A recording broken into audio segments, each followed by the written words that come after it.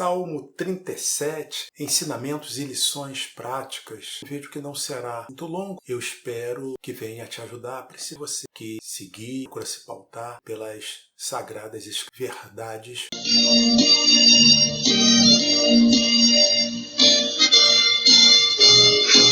Para você que estiver chegando agora, eu sou o pastor Silvio, sou pastor, sou teólogo, sou economista e, sobretudo, sou servo do Deus Altíssimo. Salmo 37, inicialmente vamos do versículo 1 ao versículo 13. Não te indignes por causa dos malfeitores, nem tenhas inveja dos que praticam a iniquidade, aquela tendência que a maioria de nós podemos ter quando vê alguém fazendo coisas erradas, aparentemente prosperando, pelo menos horizontalmente prosperando, social prosperando. A primeira advertência é essa. Seguindo. Porque cedo serão ceifados como a erva e murcharão como a verdura. Ceifados no sentido da colheita, como se corta, ceifa a cana e se corta a cana. Então, aqui o texto usa essa linguagem para dizer que eles serão retirados. Em um momento, aqueles que agem de forma incorreta, de forma injusta, eles vão ser retirados de cena, como se diz, no abrir e fechar de olhos, de modo surpreendente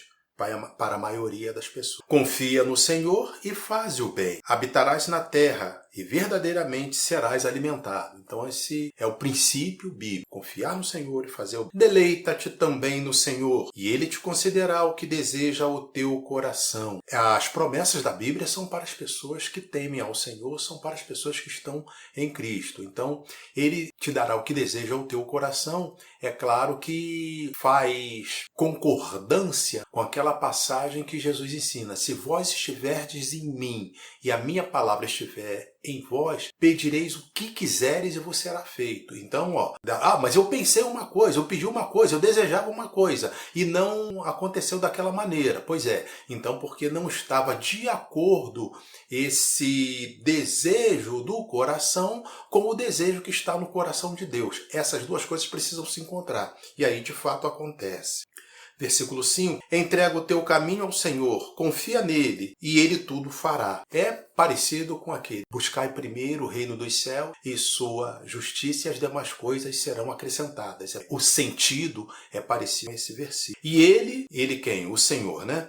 Fará sobressair a tua justiça como a luz e o teu juízo como o meio-dia. O que é isso? No momento que o Senhor julgar a tua causa, no momento que o Senhor te der a razão, no momento que o Senhor resolver que você está certo e que o ímpio estava errado, Ele vai fazer isso de tal forma que você vai saber, você vai ver, você vai sentir. E as pessoas que estiverem à sua volta também vai saber de alguma forma que algo diferente aconteceu na sua vida. Aqueles que temem ao Senhor, que conhecem o Evangelho, saberão que foi algo sobrenatural da parte de Deus. Mas o entendimento das coisas de Deus, por certo, por completo, será sempre para aqueles que temem ao Senhor, aqueles que buscam interesse nas coisas de Deus. Versículo 7. Descansa no Senhor e espera nele. Espera nele em quem? No Senhor. Não te indignes por causa daquele que prospera em seu caminho, por causa do homem que executa astutos intentos.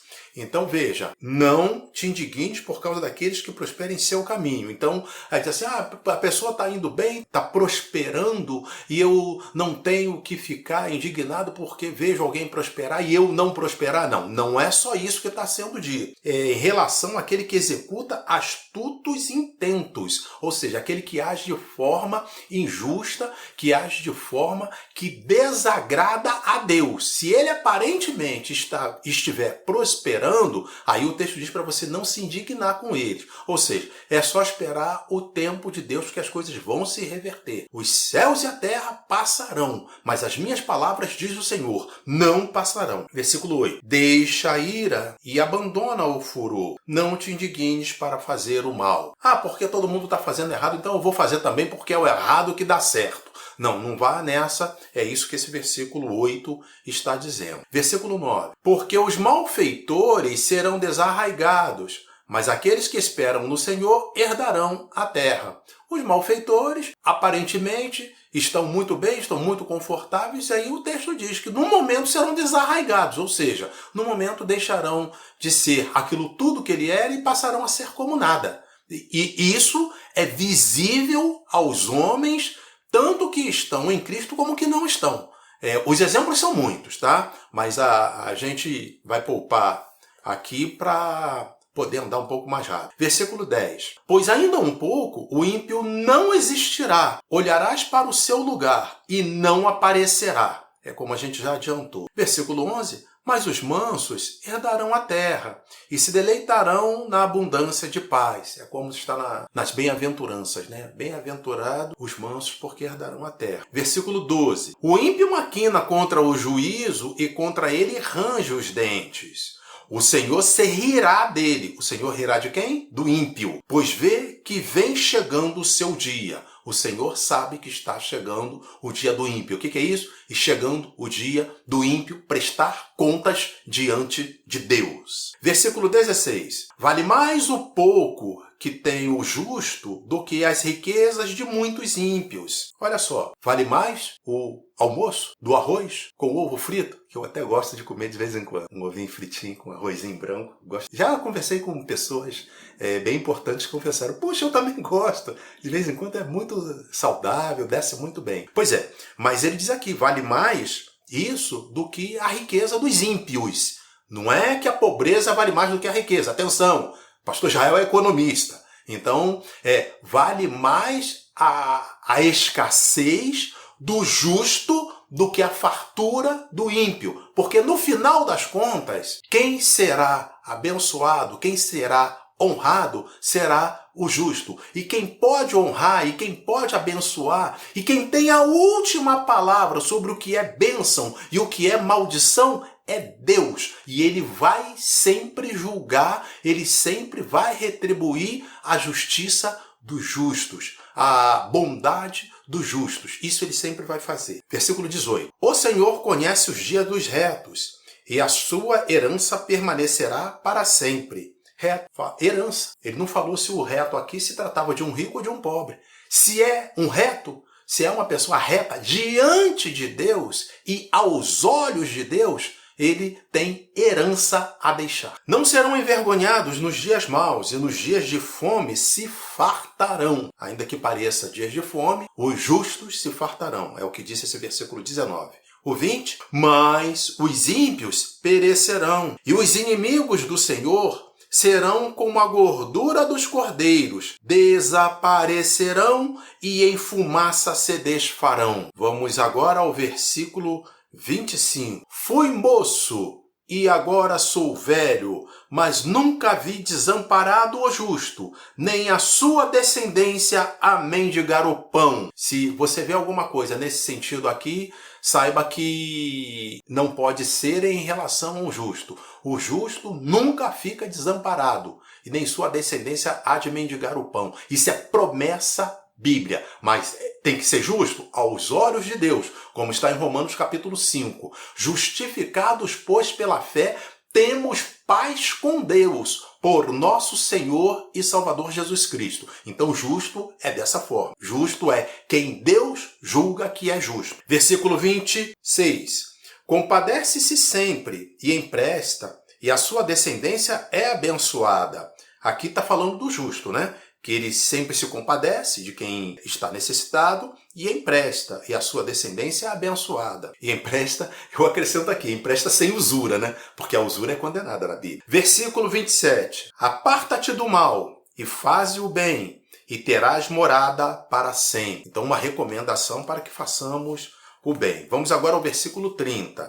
A boca do justo fala da sabedoria, a sua língua fala do que é reto. A sabedoria pode estar com uma pessoa letrada, bastante culta socialmente, e pode estar com uma pessoa simples. Depende do tema e depende da situação. Mas a Bíblia fala que do ponto de vista de Deus, do ponto de vista espiritual, a sabedoria vai estar com o justo. Versículo 31. A lei do seu Deus está em seu coração. Quem é seu Deus? o Deus do justo. Os seus passos não resvalarão. Vamos agora ao versículo 35. Viu o ímpio com grande poder espalhar-se como a árvore verde na terra natal. Ou seja, o ímpio parecia que estava, como se diz, nadando de braçadas. Aí agora vem o versículo 36.